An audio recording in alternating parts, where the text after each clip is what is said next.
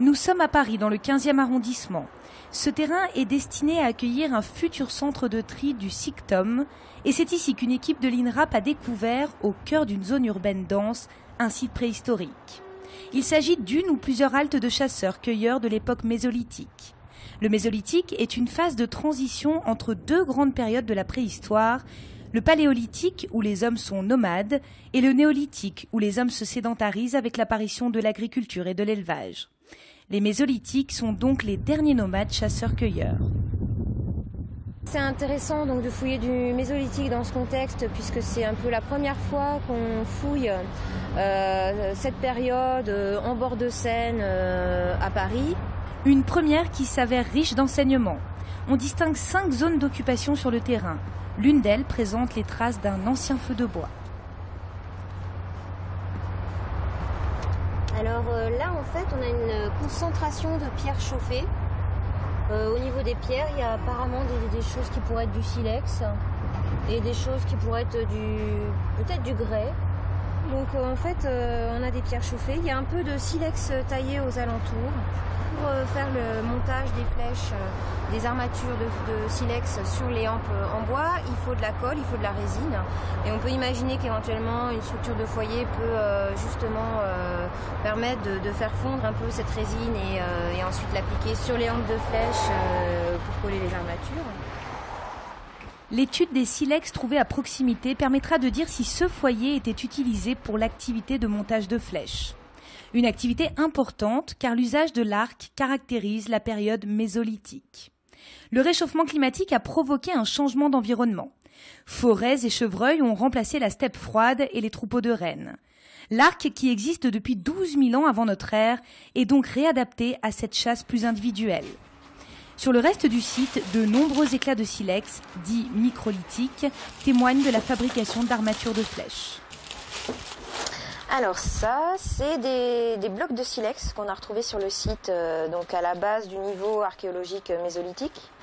Et on suppose que c'est des blocs de matières premières, donc ils ont pu se servir pour tailler le silex. Donc là, on a un percuteur en grès qui a été trouvé dans la fouille, à la fouille mésolithique. Et donc ce percuteur, il l'applique comme ceci, de manière directe, en sachant que le grès permet justement de sortir des petites lamelles relativement allongées, alors qu'un bloc de silex va faire des enlèvements beaucoup plus courts. Les hommes du mésolithique vont chercher à produire des lamelles de silex de plus en plus fines. Plusieurs exemples ont été retrouvés sur le site. Donc voilà, ici on a quelques petits exemples de lamelles de silex. Donc voilà un peu le gabarit qu'ils vont essayer de fabriquer. Donc ici, là on a des petites lames un peu plus larges, des petites lamelles comme ceci. Blocs de silex, percuteurs et microburins permettaient donc de fabriquer ces pointes de silex qui vont ensuite prendre place sur un manche en bois. Ces petites armatures en silex étaient ensuite emmanchées à l'extrémité d'une hampe en bois. Donc ça peut être soit du pin, soit de l'orme pour le bois. On a quelques exemplaires en Scandinavie qui ont été retrouvés. Et on peut également avoir des armatures emmanchées latéralement en barbelure. Donc ça va être surtout des morphologies de type segment comme celle-ci. On a également des exemples de triangles de scalène qui peuvent être emmanchés en barbelure. Alors la pointe qui est à l'extrémité, elle va servir à percer la peau de la bête, le cuir. Et la partie qui est donc en barbelure va, elle, être destinée à garder la flèche à l'intérieur de l'animal, de manière à faire saigner et à tuer en fait l'animal.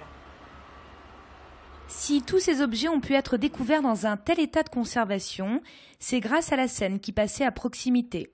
Les dépôts boueux successifs de ces crues les ont figés jusqu'à nous. Le site est aujourd'hui à 250 mètres du fleuve.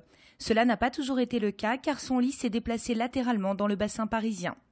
Comme le laissaient présager d'anciennes fouilles dans le secteur, il est aujourd'hui permis de penser qu'un ancien chenal passait sous la rue Farman à l'époque mésolithique.